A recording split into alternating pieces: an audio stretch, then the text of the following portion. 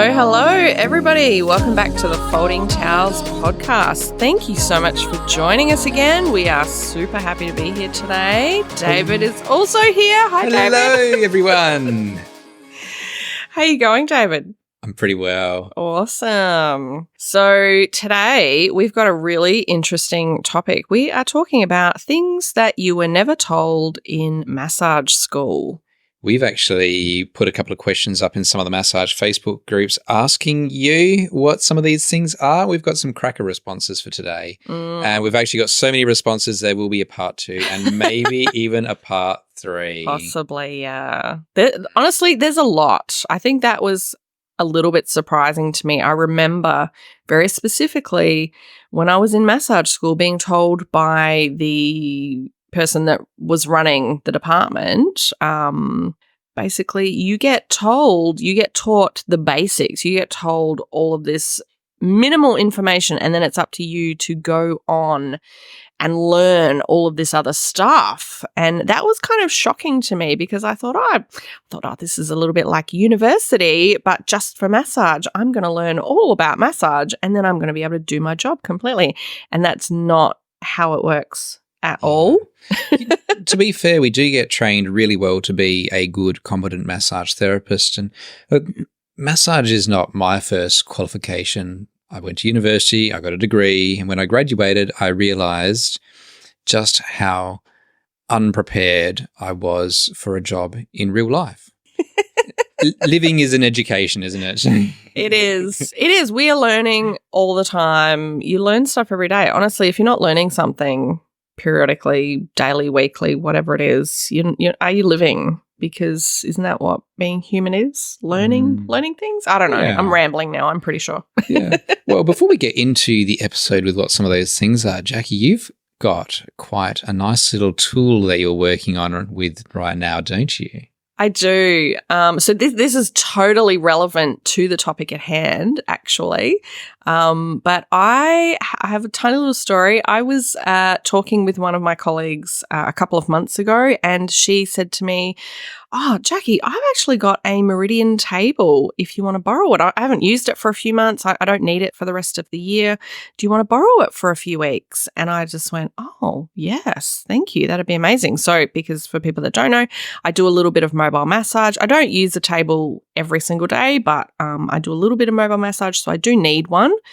And the one that I have is a fairly good quality one. I'm not sure what brand it is even, but it's about 11 kilos. And now, so for people that don't know, the Meridian tables are the mobile tables and they are hydraulic lift tables and they are very, very light. So the table that I have borrowed is a hydraulic lift. It weighs 7 kilos. I feel like I could fling this thing around my head. It is so light compared to the 11 kilo table, David. It is insane. These are marvelous tables. They are made in Australia, in Queensland, I think. If you know the owner of Meridian Tables, maybe send him a link to this podcast. We'd love to have him as a guest. Yes. Because I came across Meridian Tables. I don't have one. Boo, sadness. I was at a massage training event and I'm laying on this table going, this is comfy. This is super comfortable. And then I asked the therapist, who was not a particularly tall or muscular person, and she said, "This is a Meridian table." I Googled the world's lightest, most comfortable massage tables, and I bought a Meridian, and it's true. They are light, and they have not compromised on comfort whatsoever. And for them to then include in that a table that goes up and down while the client is laying on it without electricity, that's...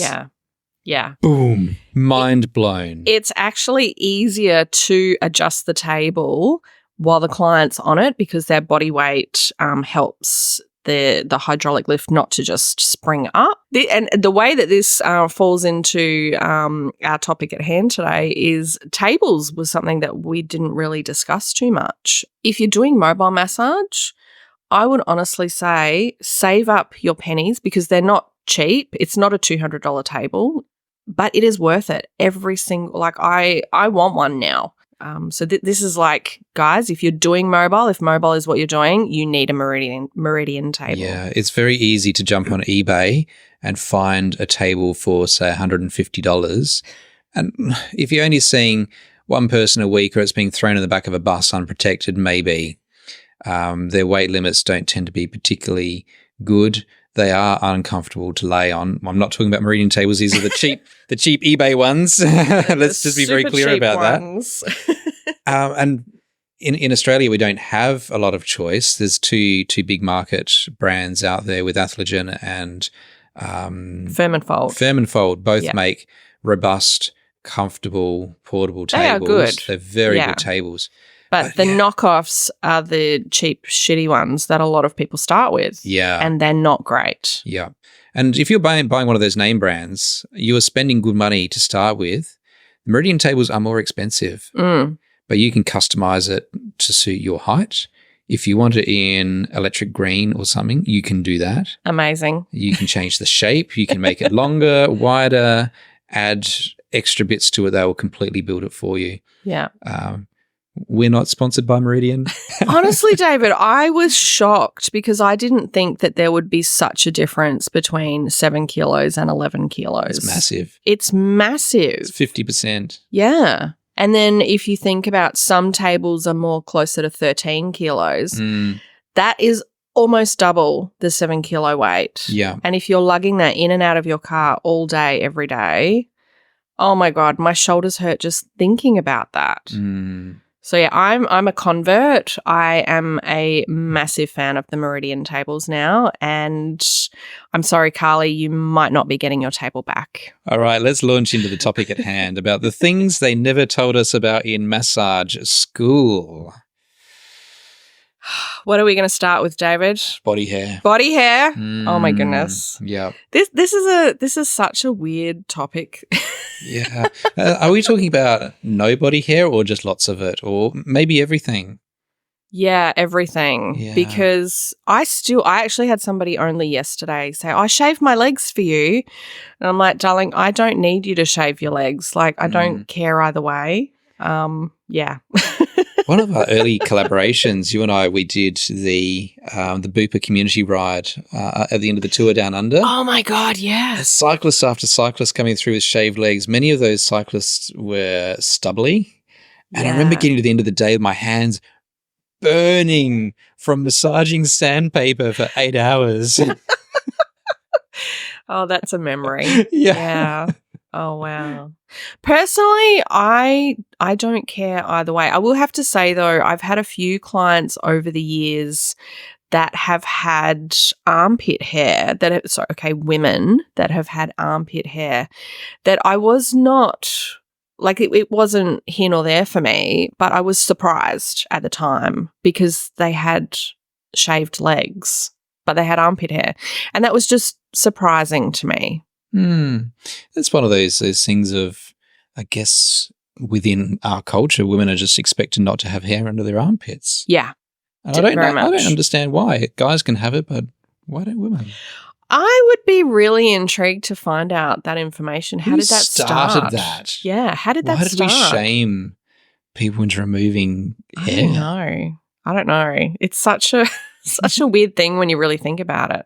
Humans are weird. It's there for a reason. And then we shave it or wax it all off or laser it off. And yeah, we are weird.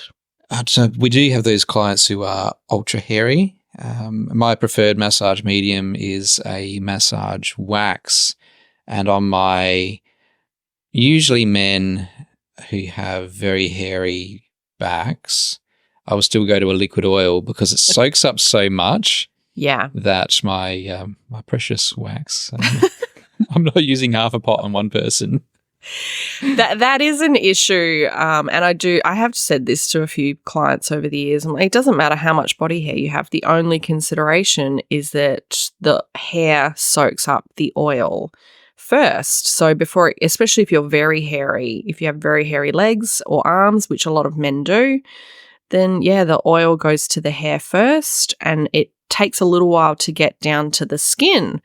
And especially if you've got someone with quite a bit of body hair, whether it's just on their arms or everywhere, you don't want to be ripping that hair. You do want a bit of glide, especially if you're doing more effleurage and more broad strokes.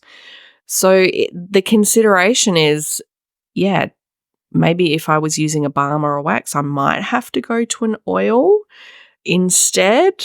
It doesn't really matter though. Like, it doesn't make any difference to the massage except for that part, I think. What's the next topic? Shall we talk about all the wonderful things that people say to us? Let's do it, David. Let's dive right in. Yeah. If you want to ever be sexualized in your industry, massage is probably one of the industries to be in. Yeah. I personally get quite annoyed. I don't say anything, but I get quite annoyed when people are like around me when I'm telling them that what I do, or I'm actually massaging someone. They're like, oh, do me next, or I wish I could get a massage, and my eyes roll all the way to the back of my head. I've had people say, oh, wouldn't it be great if you lived with me and then I could have a massage every day? I'm like, ooh, wouldn't it be so great? Oh, wow. That's so great. That's crossing a line a little bit. Oh, my God. And then they'll ask things like, I guess people are curious. They'll ask, do you massage your wife? Because if I was married to you, I'd have massages every day. What? Yeah, I do massage my wife, although she doesn't believe in me taking my work home with me. Oh my gosh. I have literally told my husband several times this year, you have to make an appointment. I don't make him pay for the massage appointment. I'm like, you have to book in, or tell me when you want to book in, make the appointment, and come to see me at work, because I'm not working from home. I refuse to work from home. So yes. Oh my God. Well, it's when you're at a party and someone asks, what do you do? And you tell them your profession. And the second most popular response is, oh, I've got a sore shoulder. Do you think you could look at it for me now? Okay, David, what's the first most popular response? You don't want to ask that. I think we know what that answer is. We know what it is. Oh my God. This is such a terrible topic to talk about. Like, it's just awful. The whole thing is awful. But this is stuff that we all come across. Like, we've all had these things said to us. And yeah, the eye rolling is just like, oh man. I have said some things in response to people talking about, making sexual comments about the profession, and then I got told off for being unprofessional, didn't I? I just posted recently, I had somebody call me, and it was a young man. He sounded quite young, like in his 20s, call me and ask for things. What he said. Am I allowed to say what he said, David? Go for it. He said, do you do sexual massages? And I just instantly got angry. I was like, did you even look at my website? I'll give you a glove and you can massage it yourself. It was quite shocking to me how angry I got straight away, because I've had this conversation with so many people, and there's been other potential clients that have called or text, and if they text me, I'm just like, I don't do that. Like, it's just not a thing that I do. Like, you know, I'm not taking the appointment, go elsewhere, sort of thing. And you can be quite kind, I think, when you've got a minute to actually think of a response. But the phone calls are really tricky to deal with. It's confronting. Yeah. We do have a separate episode on managing sexual requests. Check out episode 7 if you haven't already. Did we do that on episode 7? It was episode 7. Really? Yeah. Oh, wow. God, we dove right in, didn't we? Yeah. Needs to be talked about. It and does. we should talk about it at massage school. We should. We should. You know, I was in my 20s when I was going through massage school for the first time, and the P word was a bit taboo. The thing you never talked about to anyone. It's talking about periods. Periods, yes. So when I was taking health history and women started to talk to me about their period, I was really taken back and quite confronted. At that time, I wasn't married. I'm now married, and I also have a daughter. This is something we are talking about. Much more comfortable these days, but also the level of information out there that is not being talked about in general health.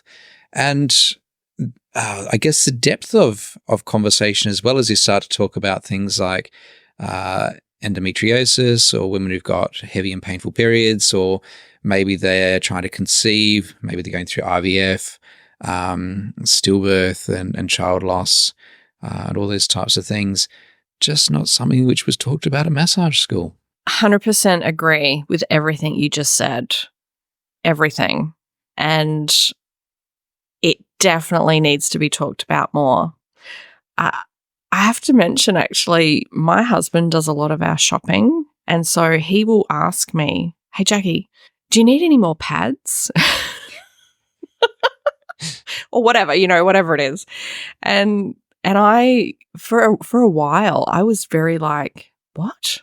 Why are you using these words? Why are you asking me this? Like, I mean, I've been a woman for 46 years now, and I was confronted about that. So it is such a taboo thing to talk about sometimes. But, you may end up having a client on the table that has got their period and, maybe it's heavier than normal and they accidentally bleed everywhere. Like, it's not anything that person can control, but it may end up happening, particularly if they've just had a pregnancy or something like that is going on. So it definitely is something we need to think about and try to be comfortable talking about. At least it can be, some of these topics are very confronting, particularly around when we're talking about loss. But yeah, it can be confronting for men and for women. So just putting that out there. Yeah.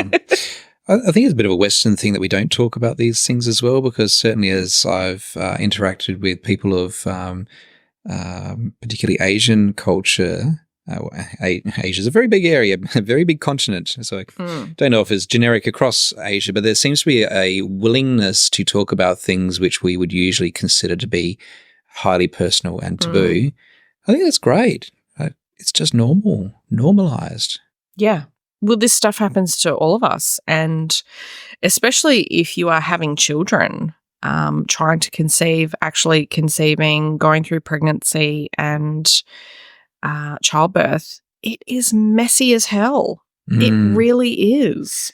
It's not as easy as the movies make it out to be. Oh God, no. And the pressures that people, and usually the pressure is on the woman to conceive.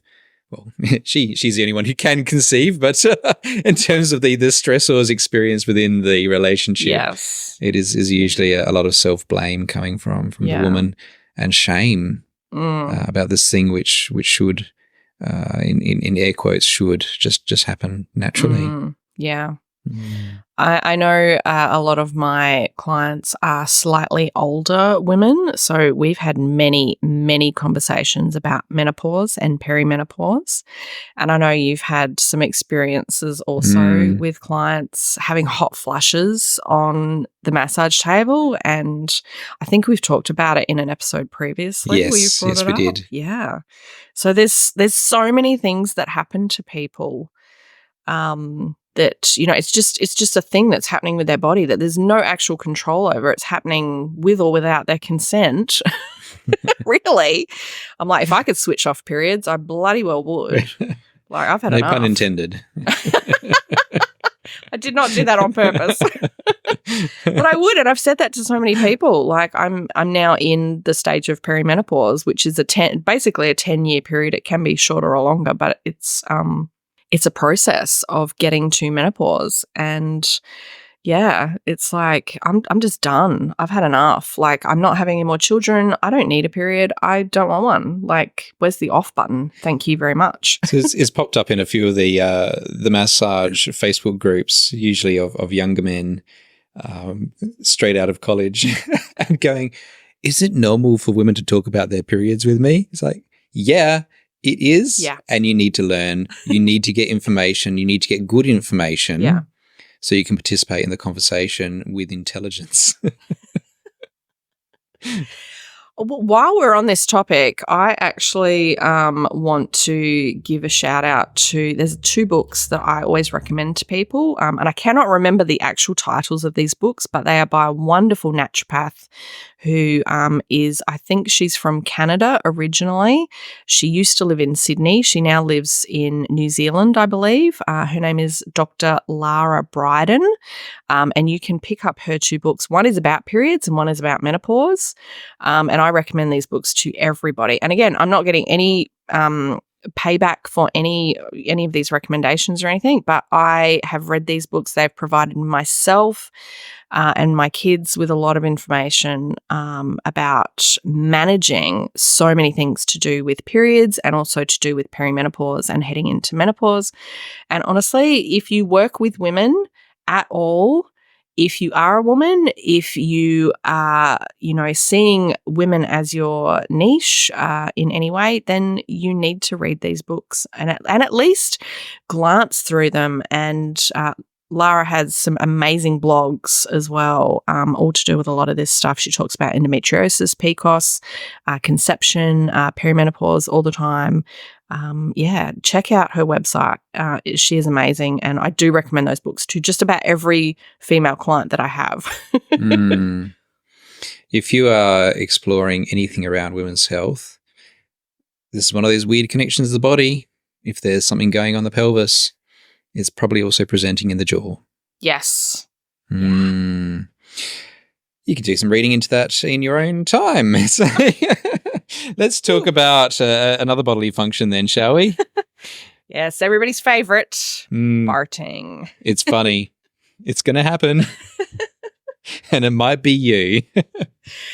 That is so hilarious, David, actually, because we talk about, your clients are going to fart. They will fart, especially if you're doing a lot of abdominal work, which I think a lot of us as therapists don't really do much abdominal work generally.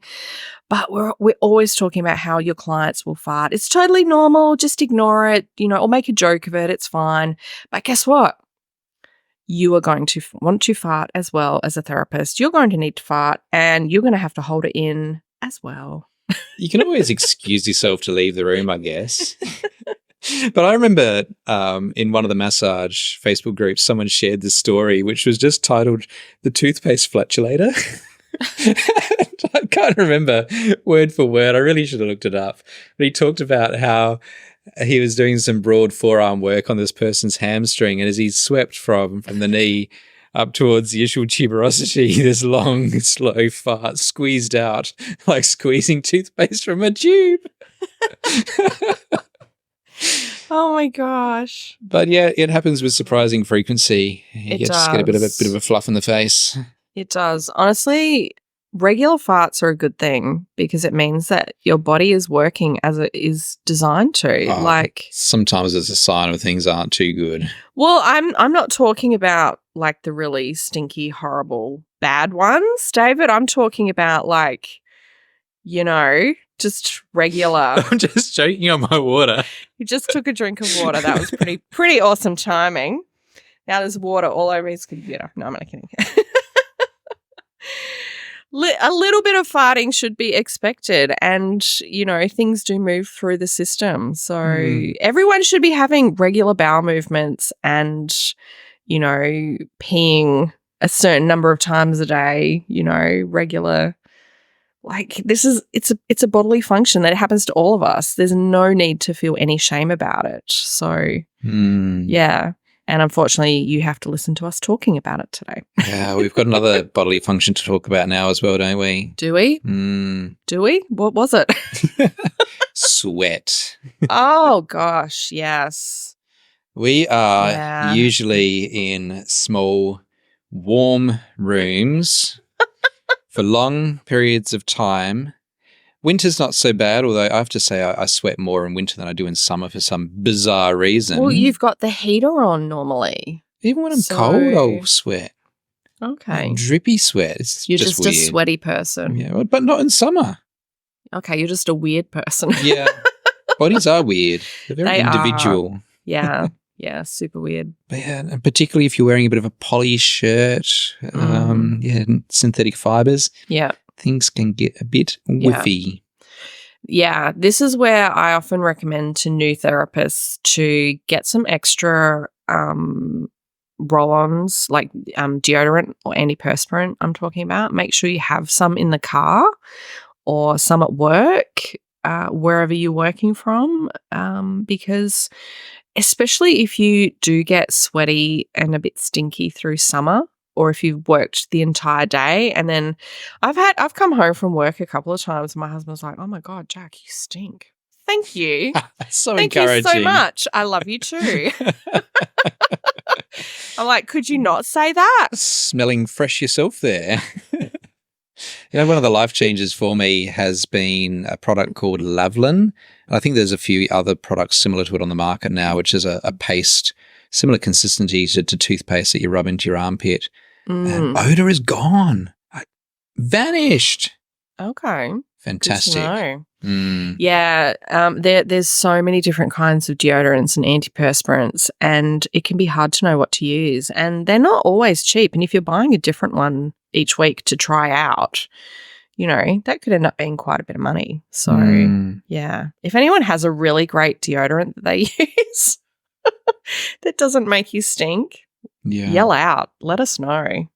We should talk about something that's not a bodily function now, David. But there's so many of them. I hope no one's eating their lunch currently. We're going to have to put a warning at the beginning of the episode. Don't eat your lunch. We really will have to. If you need to fart, that's okay.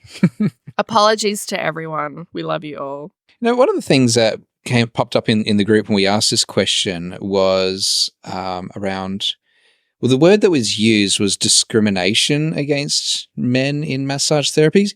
Discrimination is not the right word because it's not active. First of all, from the employment perspective, a lot of employers are cautious about hiring men as massage therapists.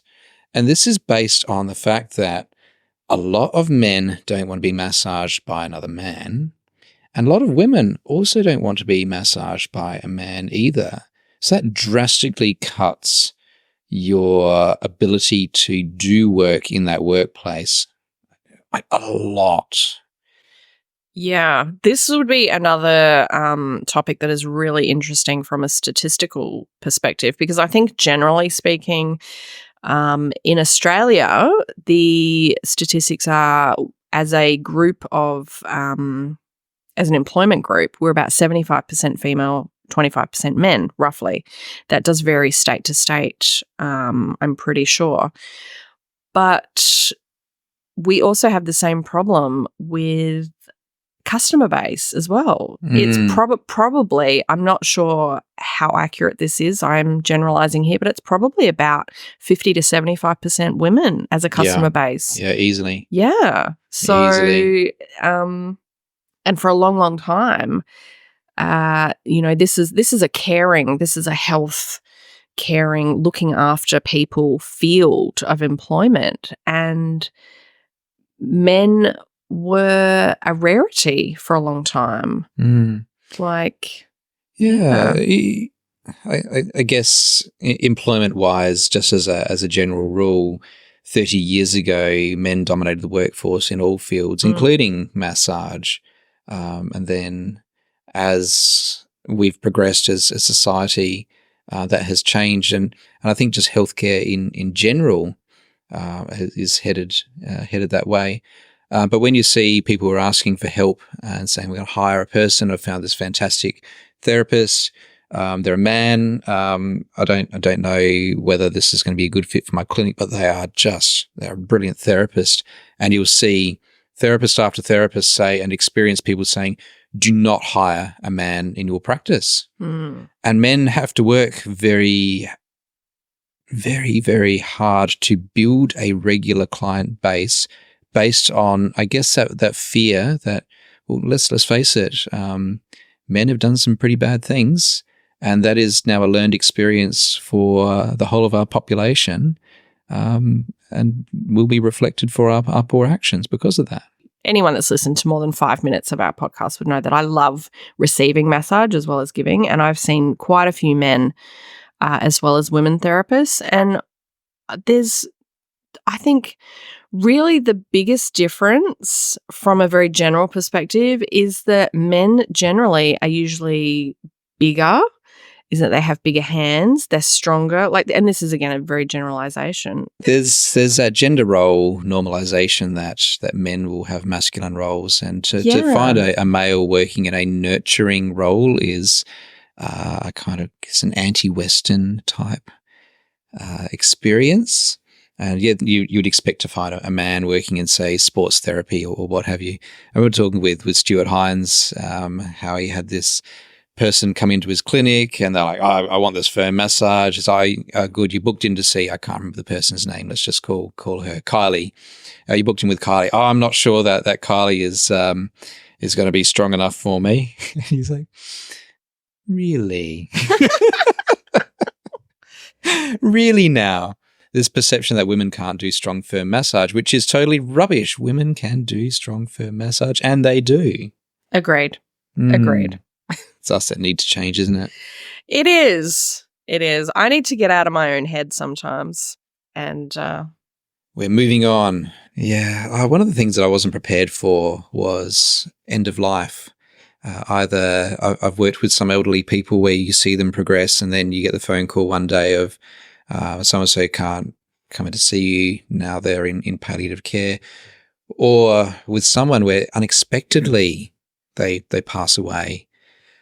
Particularly massage, you get to know people pretty well. They tell you all sorts of things. A regular client dying is a pretty heavy thing to happen.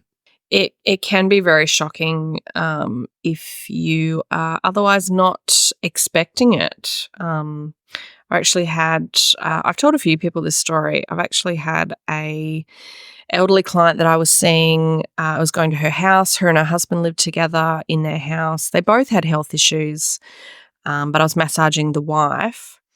And she was lovely. She loved me coming to see her. She was just so happy to have some beautiful, caring touch and to chat with me. And she was very chatty and, I feel like I really got to know her. And I never massaged the husband. And then one day I've rocked up for the regular appointment, which was, I believe, like first thing on a Monday morning. And there's about 10 cars parked out the front of her house.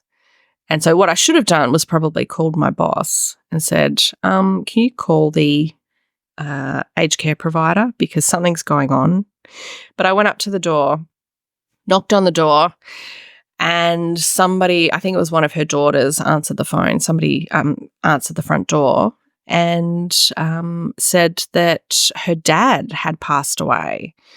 And that had happened overnight, like in the early hours of the morning, I think, overnight. And so he had been in hospital for a couple of days and was sick, but they weren't, I think it was a little bit of a surprise. And I was extremely understanding and I said, oh my God, I'm so sorry and please pass on my regards to everybody and, I'll get the further details from the aged care provider and, come back when you're ready. And she was wonderful. And I got back to my car and promptly burst into tears and cried for about half an hour because I just felt that really and I wasn't expecting to feel that way. I'd never massaged the husband. He was there a lot of the time and I talked to him a little bit, but not much. And I just really, I cried like a baby for about half an hour. So, yeah. It is the question coming up around whether it's appropriate to attend the funeral of a client that you've come to know very well and don't really have an answer on that one as to what is appropriate. Honestly, I think go to the funerals if you feel like you should. And I think if it helps you with closure yourself, that's probably a good thing. You might have been seeing this client for 3, 4, 5, 10 years even. And if you're seeing somebody weekly, especially if it's an older person and you have weekly appointments, And I've got a couple of clients that come to see me every 3 weeks, and they've been seeing me for like 3 or 4 years. We're buddies, we're friends. Like I know they tell me, you know, all about their kids and their pets, and like if something happened to them, I would be devastated. So I'm a big believer in going to the funeral if you feel it is appropriate. You don't necessarily have to do more than stand up at the back of the room and just witness the ceremony, whatever it is, and just bear witness to that. And then, yeah. Yeah. It's a hard one, isn't it? Humanity is part of our industry. It is. And often we build really personal connections with our clients. And it's, even though we're not beyond what is therapeutic. Yeah, even though it's not a sexual experience, it's still an intimate experience because you are connecting with that person. You are really in their space. And even if they don't talk to you much and you don't know much about them, you're still connecting with them very closely. And that is, you know, I think really what we do is at least part of the definition of intimacy. Yes, very much so. Yeah. We're going to time for just one more, I think. And this is around money and working arrangements. I remember coming through massage school and one of the lecturers saying, okay, and when you graduate, you'll get yourself an ABN and then you'll just end up as a contractor working with somebody else. Good life advice there. It's a little bit more complicated than that. It doesn't prepare you for the complexities that is involved in contracting, for working with businesses that maybe do not have good policies and procedures or ethics in place. The amount of sidestepping and shirking of responsibility that often comes with, say, contracting, for the disparities between being a contractor and being an employee, or at the other side, you get your ABN and you'll just work for yourself. Good business advice. Again, what are the steps involved in going to work for yourself? There's so many and no one walks you through it. A million. It's setting up bank accounts, between getting good tax advice, getting your support network in place, bookkeeper, accountant, those types of things, and setting up your systems and softwares and finding a place to work from. And like, we've got a couple of episodes around that already in either setting up your home-based business or looking for your first room. It's a long, lengthy, and overwhelming process. Honestly, this is like a very in-depth conversation anyway, once you start getting into it, because so much has changed over like the decade or so that I've been a therapist. And I sort of remember some of that conversation from school, but then a lot's changed. And I think for a while, the conversation around being employed versus contractor was like, oh, you can kind of, it's almost the same thing. Like you just have to pay yourself super and put aside your tax. Like it's almost the same thing. That was kind of the gist of what I got at the time that I was in massage school.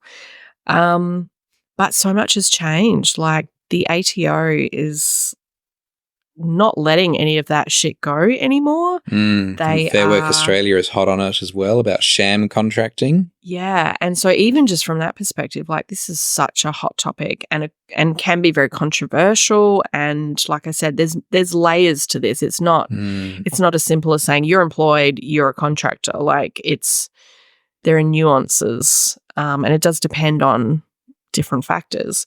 So yeah, this is something that I think we're just going to have to do another episode or two about at some point. Yeah, we are going to bring in an expert in to talk about contracting and employment, and what your rights and responsibilities are, both as the employee, the contractor, and the employer. Yeah, because employing staff is not as simple as paying them a wage. Like, obviously, you have to pay your staff a wage, but it's not that simple. You have to also pay super, put aside tax.